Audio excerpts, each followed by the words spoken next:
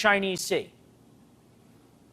Well, this is really troubling. So you have these DJI drones, and they are collecting vast quantities of information, and not just on the law enforcement critical infrastructure side. To your point, on the consumer side, there was 2 research studies that came out that showed that when you download the app to your smartphone to control your individual DJI drone, that it is potentially pulling vast amounts of data from your phone itself about you. And so that's one potential security problem right there. We've had Pentagon officials talk about how they believe that there's information from these drones that is getting sent back to Beijing. So I think it's really troublesome. And these devices themselves, they collect an amazing amount of sensitive information. They can remotely check people's body temperature, their heart rate. So we're talking about really sensitive data that's at risk here. Yeah, even from something that you buy on Amazon for $500 or $600. DJI put out this statement. DJI drones are safe, secure for critical and sensitive operations. Systems designed so customers never have to share their photos, videos, or flight logs with anyone, including DJI. The data security architecture that protects this information has been repeatedly validated by U.S. government agencies, as well as respected private cybersecurity analysts. I trust that about as much as I trust gas station sushi, but I'll let you respond.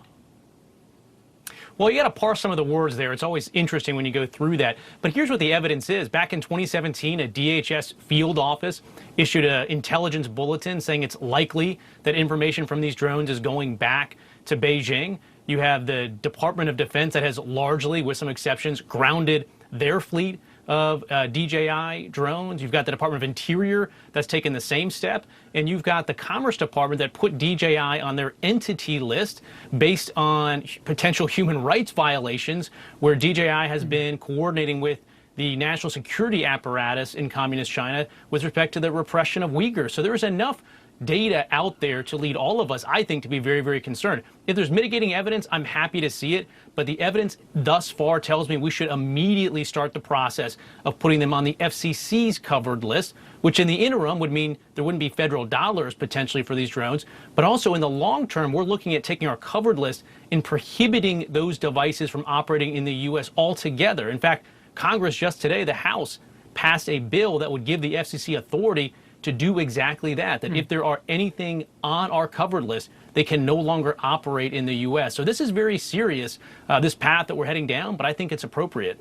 You know, you think about it, DJI owns 80% of the U.S. market for drones, 865,000 registered drones in the United States. 500,000 of those are recreational. Do we assume that anything made by a Chinese company should be suspect and potentially could be used by Beijing until proven otherwise?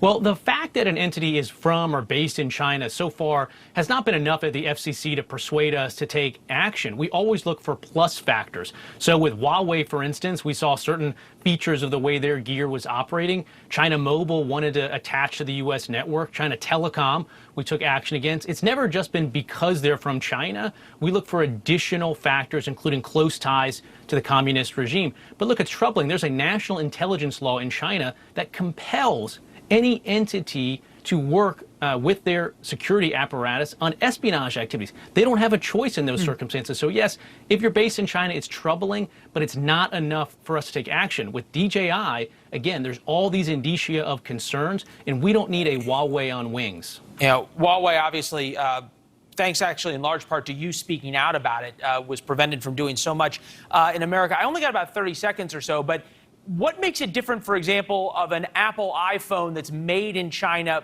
by Foxconn, which is also a Chinese company? Or should we not be suspect of that because it's Apple? Well, I'm concerned about all of that, principally on the human rights side. I don't think that we should be subsidizing communist China's use of slave labor with our supply chain. But what's different here is the collection of mass sums of data by this entity that there's some indication could be going back to Beijing. That's a real cause for concern here.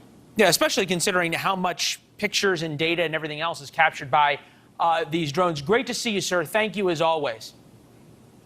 Good to be with you again. Thanks. Good morning.